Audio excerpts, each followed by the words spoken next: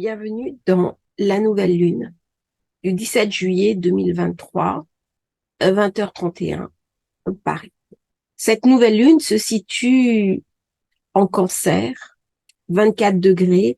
Le Cancer étant le signe de la famille, de la bienveillance, du bonheur, de l'épanouissement sociétal, de la démocratie, collectivement de la clientèle, d'une certaine forme de bienveillance.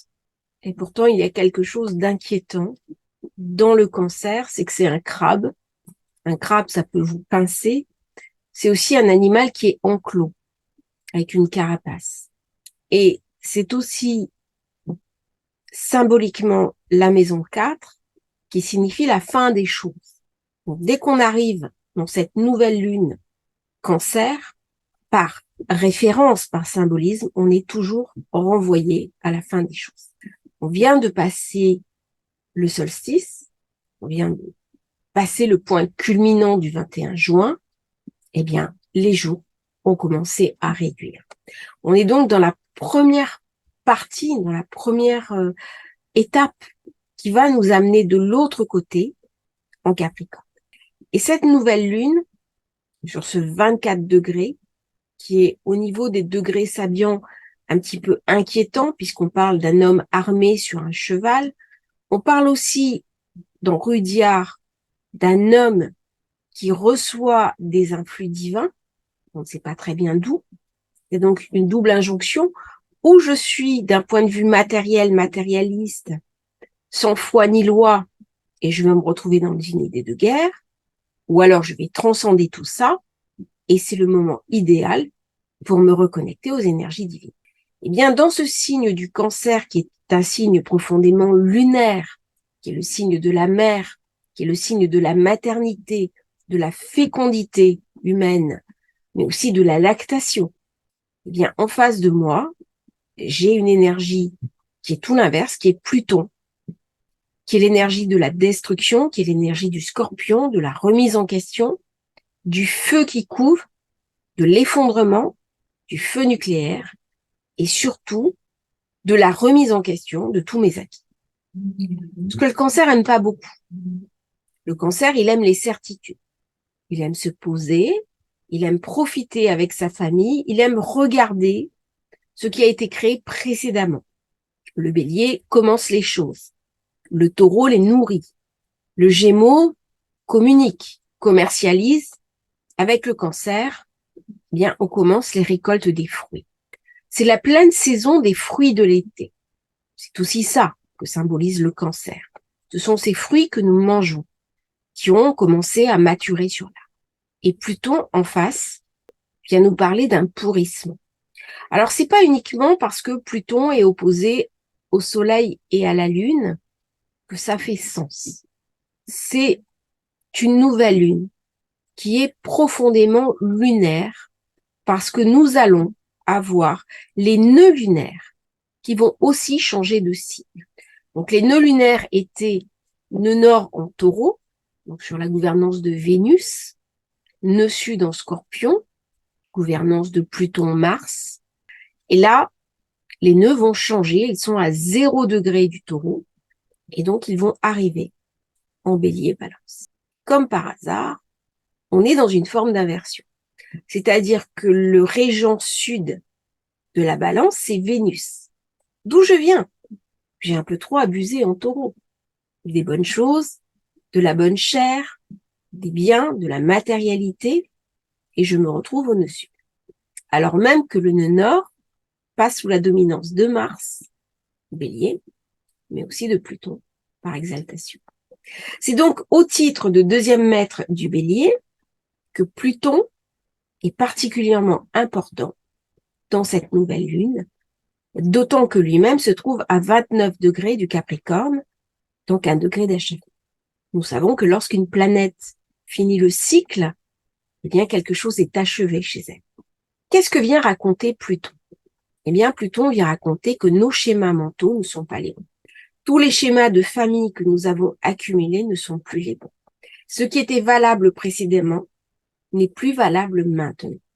Est-ce que ce dialogue entre Pluton, le Soleil et la Lune va se faire paisiblement ou dans de la violence, eh bien, tout va dépendre du thème astral de chacun. Et c'est maintenant ce que nous allons voir.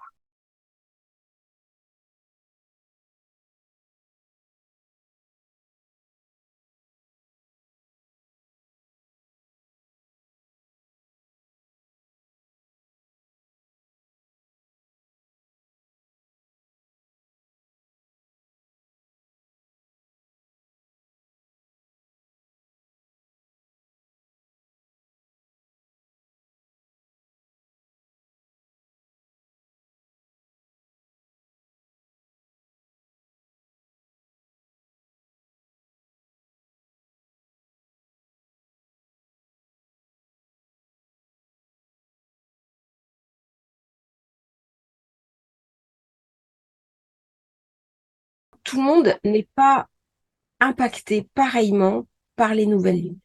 Les nouvelles lunes sont très impactantes chez les personnes dont la lune est leur dominance planétaire. Je m'explique. Les personnes qui sont ascendant cancer, les personnes dont la lune se trouve à un angle du thème astral, par exemple le milieu du ciel, l'ascendant, le fond du ciel, si la lune est conjointe au soleil. Bref, toutes les personnes qui ont une dominance lunaire, je vous invite à regarder systématiquement nouvelle lune et pleine. Sinon, cette nouvelle lune impacte principalement les personnes, les natifs du cancer, vont être concernés par ces influx. Les personnes qui sont cancer, les personnes qui sont capricorne, parce que le cancer se trouve à l'opposé du capricorne. Ça va donc vous impacter particulièrement. Les personnes qui sont taureaux, puisque le taureau, c'est le deuxième domicile de la lune. Les personnes qui sont béliers, par le transit des nœuds en bélier. Les personnes qui sont balance, parce qu'elles vont subir de plein fouet l'inversion, c'est-à-dire que Vénus est maîtresse du taureau et après, elle passe au nœud sud en balance. Donc, il va y avoir un repositionnement obligatoire des natifs de la balance. En plus, Vénus va dans quelques jours devenir rétrograde. Ça va donc renforcer cette nécessité de se repositionner et éventuellement les personnes qui sont scorpions par l'impact de Pluton. Pluton, c'est toujours la corruption. Cette opposition Pluton-Lune va faire apparaître dans notre vie la question à se poser, qu'est-ce qui est corrompu? Qu'est-ce qui est dégradé? Qu'est-ce que je dois changer? Qu'est-ce que je dois modifier? D'autant que cette pleine lune se présente sur une étoile fixe qui est Procyon, Alpha Canis Minor, 25 degrés du Cancer. C'est une étoile qui met en avant la gloire, les honneurs, la richesse. Mais attention, c'est une étoile qui met aussi en avant des personnes qui n'ont pas de morale, des êtres négatifs. Ça va poser la question de l'autoritarisme, des familles royales. Et c'est aussi le feu royal qui brûle en nous. C'est-à-dire que c'est une invitation à dépasser nos miasmes, nos dégradations liées à notre corporalité, puisque Pluton nous parle des scories de notre incarnation, de nos ombres intérieures, qu'on est invité à dépasser pour aller chercher le point du cœur et au centre même, nous interroger sur notre mission d'âme, quel est le sens de notre vie et aller au bout de notre incarnation. C'est-à-dire que chaque fois que Procyon apparaît dans un thème, que ce soit un thème collectif ou un thème individuel, la question est quelle est ma mission d'âme? Et c'est là où ça devient intéressant, c'est de coupler par exemple l'astrologie avec une autre technique que sont les annales akashiques pour avoir la réponse de ce que sont nos missions d'âme. Et bien là, c'est le versant astrologique.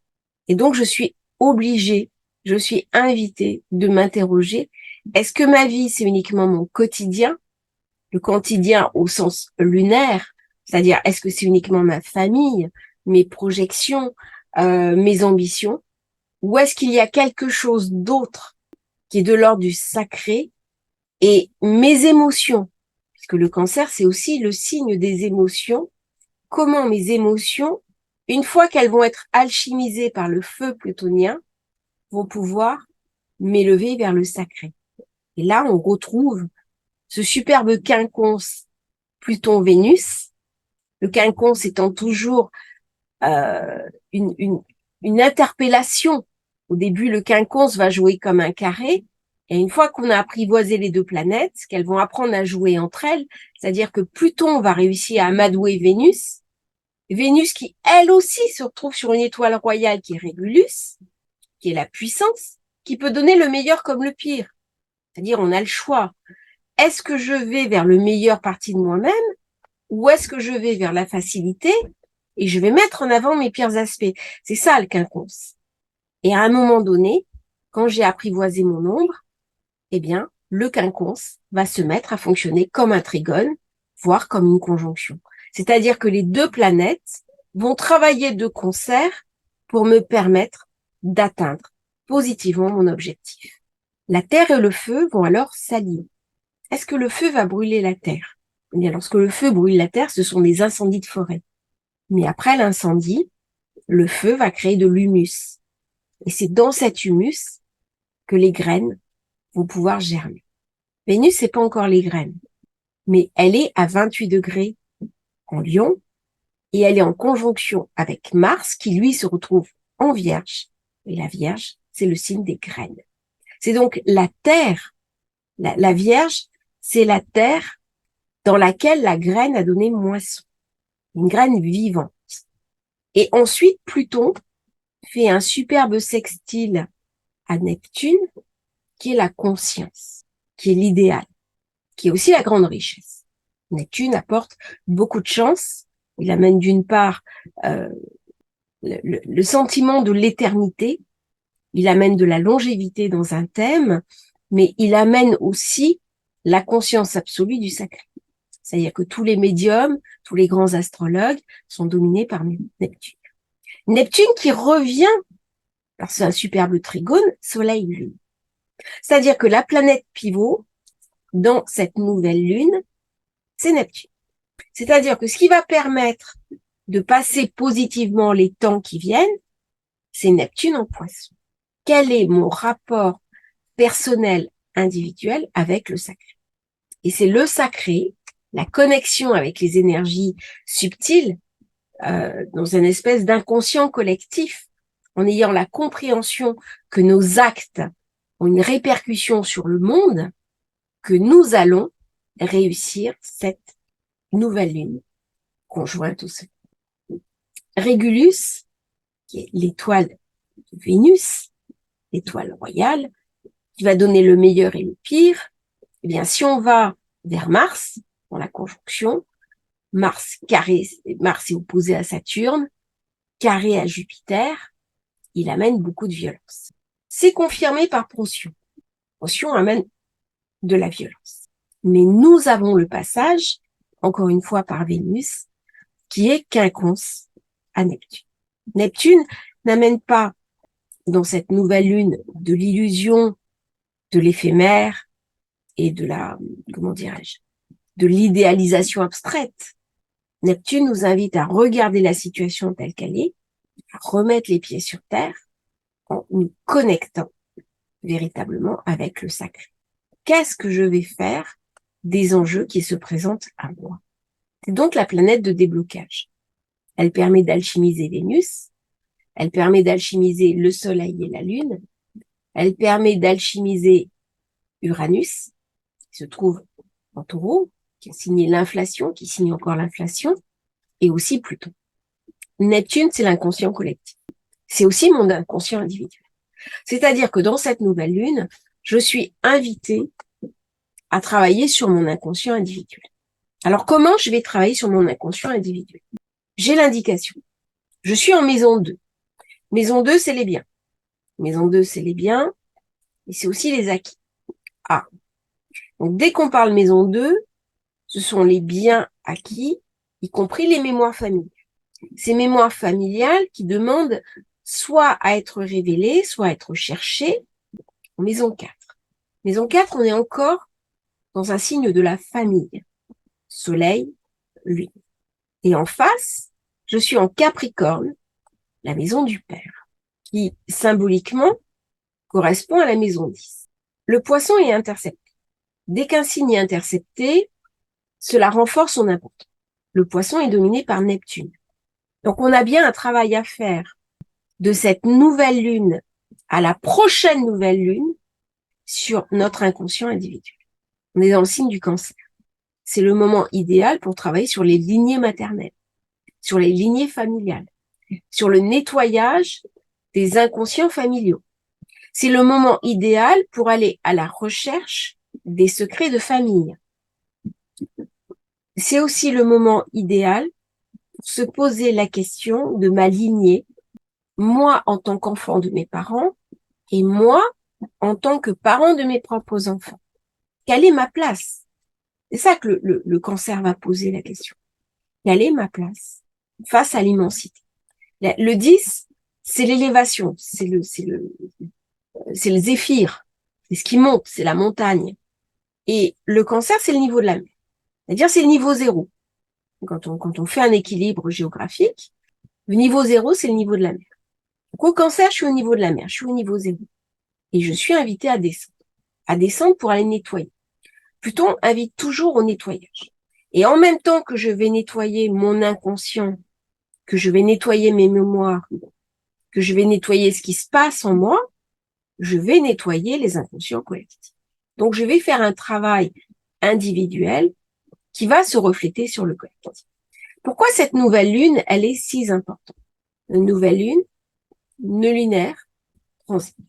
Dès qu'on a un changement de signe au niveau des nœuds lunaires, on a quelque chose de karmique qui se passe.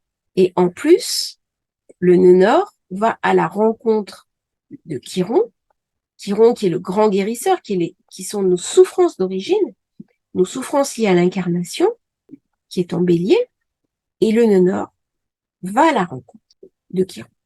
Alors, pour certains, cette nouvelle lune est carrée à Chiron, puisque Chiron est à 19, la nouvelle lune est à 24. Je trouve ça un peu trop. Pour moi, il n'y a pas de carré Chiron, une nouvelle lune soleil. Elle n'y est pas. Chiron se trouve en balance. Pour l'instant, il est un peu mis de côté. La question de la guérison va véritablement se poser quand le nœud nord va rentrer en conjonction avec Chiron. Ça va être un moment idéal pour se poser, pour guérir, aussi bien à titre individuel que collectif. C'est à ce moment-là que des choses vont se passer, qu'il va y avoir une forme de mise en miroir et que nous allons pouvoir commencer à parler de paix. Pour l'instant, c'est pas encore à l'ordre du jour. On est toujours dans des fantômes, les fantômes de nos ombres, les fantômes de Pluton, qui est notre souffrance, notre douleur, qui se matérialise à travers une ombre projetée sur l'extérieur.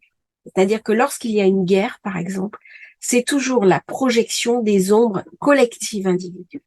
Comme on n'est pas réussi à trouver un terrain d'entente, comme on n'a pas réussi à se mettre d'accord dans de la diplomatie qui est régie par Vénus, eh bien, on va en passer par un conflit. Est-ce qu'on peut faire autrement? Bien sûr. C'est ce que vient raconter cet immense quinconce Vénus-Pluton. On peut parler de paix. Mais ce temps-là n'est pas encore venu. Il n'est pas encore venu à cause de la lune noire qui est toujours en Lion. Le Lion étant un signe solaire, la lune noire, partout où elle se trouve, elle va faire une sorte d'éteignoir. Donc elle va éteindre la lune. Elle empêche la lumière, la raison de briller. Donc elle éteint Mercure aussi. Mercure qui se trouve en Lion. Et elle éteint le soleil. C'est-à-dire que dans la conjonction nouvelle lune, soleil-lune, c'est la lune qui brille. Normalement, le soleil est beaucoup plus fort que la lune. La lune s'incline devant le soleil. Eh bien là, nous avons affaire à une lune très puissante et elle va prendre le pas sur le soleil. C'est donc une nouvelle lune qui est passionnante pour guérir, pour s'intérioriser, pour se questionner pour aller à la rencontre de ces mémoires familiales, pour faire un travail dessus, un travail de remise à niveau, un travail pour ouvrir les tombes. On va chercher les tombeaux, on regarde les morts, on regarde les secrets de famille, on nettoie les arbres familiaux, hein, l'arbre familial étant le Capricorne, et on referme les tombes pour enfin commencer. Et c'est ça véritablement le sens de cette opposition Lune-Lion qui se trouve en maison 7, la maison de l'autre, la maison du rapport à l'autre, qui nous renvoie à Pluton en maison 1. C'est-à-dire qu'on va prendre un chemin détourné pour se connecter à soi-même. Et on voit bien que là, on a une immense maison 1 qui va aussi concerner les Capricornes. Les Capricornes vont être impactés par cette maison parce qu'elle va poser la question de qui suis-je. Le qui suis-je au plan du Capricorne n'est pas la même chose que le qui suis-je au plan du Cancer. Et c'est par la capacité à répondre au qui suis-je que va signer l'impact de cette nouvelle lune qui va avoir des répercussions sur les 6 mois à venir. C'est-à-dire, on ouvre un nouveau chapitre, on ouvre un nouveau. Cette nouvelle lune va aussi avoir des répercussions sur les cancers, sur les scorpions, parce que signe d'eau, et en plus, on a le milieu du ciel, hein, qui est le Zéphyr, qui est le pointe le plus haut, qui est en scorpion, dominé par Pluton et par Mars. Mars, lui, il est hésitant. Il est en Vierge. Il n'est pas très à l'aise dans le signe de la Vierge. Mais on a Pluton. Pluton qui va bientôt changer de signe, passer chez son ami Uranus. Uranus qui aussi est en exaltation avec le Scorpion, qui au jour d'aujourd'hui se trouve opposé au Scorpion. Donc on retrouve toute l'ambiance plutonienne. C'est donc une nouvelle lune, Cancer certes, mais fortement plutonisée. Comme si l'ambiance générale, ce n'était pas le Cancer, ce n'était pas la douceur lunaire, ce n'était pas la douceur de l'ambiance bienveillante de la protectrice, de la nourricière, mais bien des énergies profondes de changement, de remise en cause et de basculement. Est-ce que je suis capable de passer dans les nouveaux enjeux que le monde va me présenter? Pluton, quand il va rentrer en Verseau, ça va être l'explosion des nouvelles technologies. Est-ce que je suis capable? Est-ce que je suis préparée à y aller ou pas? Est-ce que je suis capable à dépasser mes propres blocages, à me dire je n'y arrive pas? Bah si, tout le monde peut y arriver. Tout le monde aujourd'hui sait utiliser un ordinateur. Il n'y a pas plus de changements qui arrivent que de changements que nous avons déjà appréhendés. Donc ceux qui ont déjà une potentialité uranienne, ils vont nager avec un plaisir sans nom. Pour les autres, ça va être beaucoup plus difficile. Eh bien, c'est ça que Pluton invite à comprendre, c'est comment je vais pouvoir intégrer le changement à l'intérieur de moi pour le répercuter après à l'extérieur de moi. Puisque la Lune sur Soleil, c'est à l'extérieur de moi. Je suis déjà en maison 7. Donc on est hors de moi. Mais j'ai, au-delà des outils, au-delà des changements de société, au-delà de ce que j'ai à faire, un basculement intérieur, interne, à mettre. Est-ce que je vais aborder ce changement de façon positive ou est-ce qu'au contraire, je vais être droit dans mes bottes, refermé sur moi-même et je vais refuser cette fin des choses? Puisque le Cancer vient signer la fin des choses. Nous achevons un cycle. Et c'est bien un cycle d'achèvement dont il est question là. C'est d'autant plus vrai que Soleil-Lune, on est en Cancer. Maison 4, fin des choses. Pluton change de signe. Le Nord change de signe. Neptune arrive à 27 degrés du Poisson. Donc, il y a déjà un changement qui là aussi se prépare. On n'y est pas encore, mais il y a quelque chose qui se prépare. Uranus est aussi à 22. Il n'est pas encore en fin de cycle, mais là aussi, il y a quelque chose qui se prépare. Et donc, nous sommes invités, de par cette capacité qu'a le Cancer à marcher de travers. Le crabe, il se dépasse pas en linéaire. Il se déplace en biais, à aborder notre vie et la compréhension de notre vie sous un autre angle. Est-ce que je vais le faire? C'est là toute la question. Si je ne le fais pas, que je résiste, je vais rentrer dans une forme de violence. dans une forme de corruption. Si j'accepte le changement, si je mets en avant ma flexibilité, c'est une nouvelle lune incroyablement puissante pour commencer des nouveaux projets, pour démarrer des nouvelles choses, pour reprendre confiance en soi, pour travailler sur les énergies familiales qui sont dégradées, sur les situations obsolètes dont on doit se départager, et tout ce qui nous dérange au niveau familial qui doit être expurgé. C'est un moment idéal pour se reposer la question de sa propre parentalité, comment je me situe en tant que parent, comment je me situe en tant qu'enfant, comment je peux mieux grandir et comment je peux mieux aborder les enjeux de ma propre vie. C'est donc une nouvelle lune, passionnante, extrêmement riche, très à l'intérieur de soi, où on est vraiment invité à se repositionner, à utiliser les énergies uraniennes, qui sont des énergies de changement, de basculement, de mouvement, de voyage aussi. Ça peut être un voyage à l'extérieur, ça peut être un voyage à l'intérieur, pour changer quelque chose en soi qui de toute façon est mort. C'est un petit peu comme du bois qu'il faudrait élaguer. C'est ce que vient raconter Pluton en Capricorne. Quel est ce bois mort dont je dois me défaire? Quel est ce bois mort que je dois brûler? Eh bien, lorsque je brûle du bois mort, je vais faire de la cendre qui va nourrir la terre. Et dans cette terre, tout va pouvoir refleurir. Eh bien, je vous remercie d'avoir suivi cette nouvelle lune. Je vous souhaite à tous une merveilleuse nouvelle lune. Profitez, c'est l'été. Posez-vous les bonnes questions de qui vous êtes et de toujours aller vers la meilleure version de vous-même. N'hésitez pas à liker, à vous abonner à la chaîne. Et merci pour votre soutien. À bientôt pour un nouveau partage.